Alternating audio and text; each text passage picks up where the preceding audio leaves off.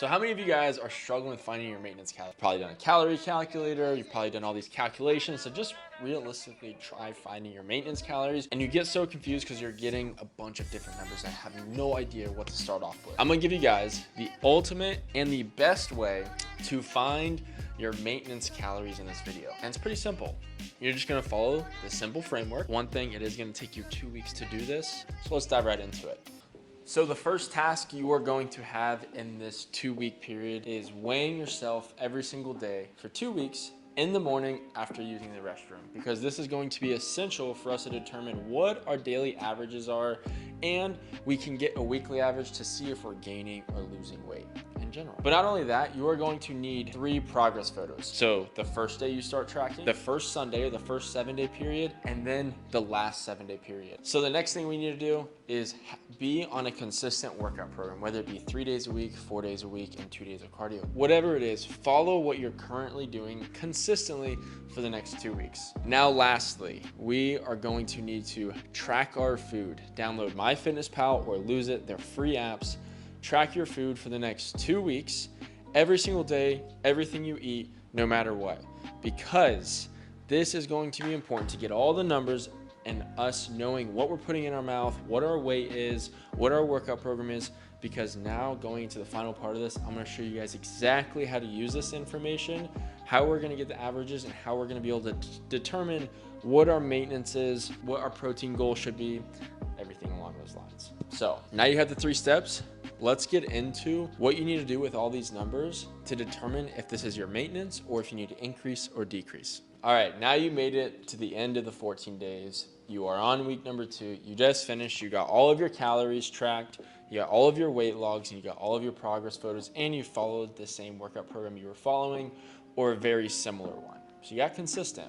Great job. That's super awesome. So now let's dive into how do we decide what our maintenance calories is. So in order for us to understand that, we need to take all of the calories we consumed in the 2-week period and find the daily average. So you're gonna add up the total of all of your calories for the past 2 weeks, day 1 through 14.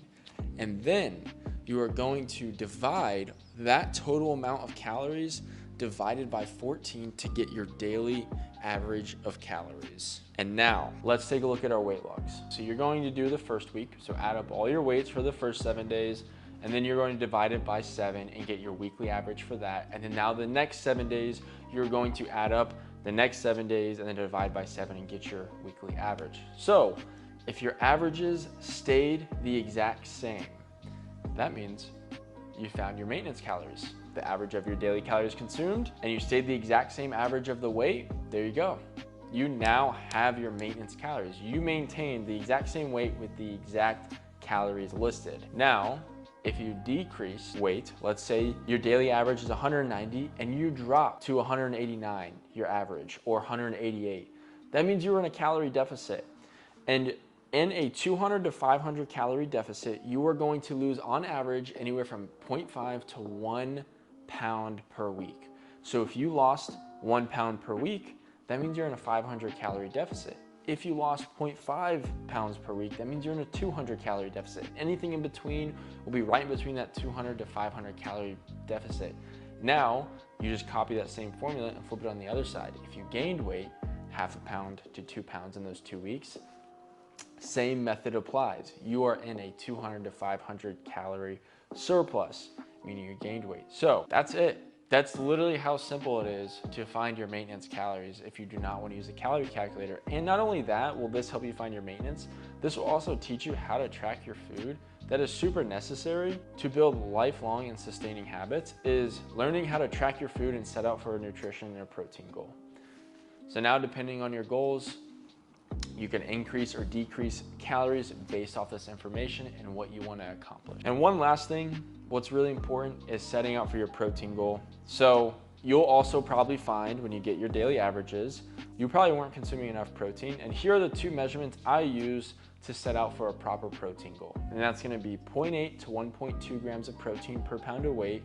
Or if you're really overweight and you have a lot of weight to lose, then I would say eat your desired body weight goal. So if you're a female and you weigh over 200 pounds, You don't need to eat 200 grams of protein, eat 140. Eat your desired body weight goal, 125, whatever it is. If you're a male and you're over 250 pounds or 200 pounds and your desired goal is 160 or 180, eat 160 to 180 grams of protein. There's different methods and different ways to go about it, but those are the two I use to make sure I'm eating enough protein every single day. So with that being said, I hope this helped you guys. I hope this will help you find your maintenance calories. And if you guys have any questions, comment down below. We'd love to help out. And yeah, that's it. Peace, everybody. And remember, embrace the journey.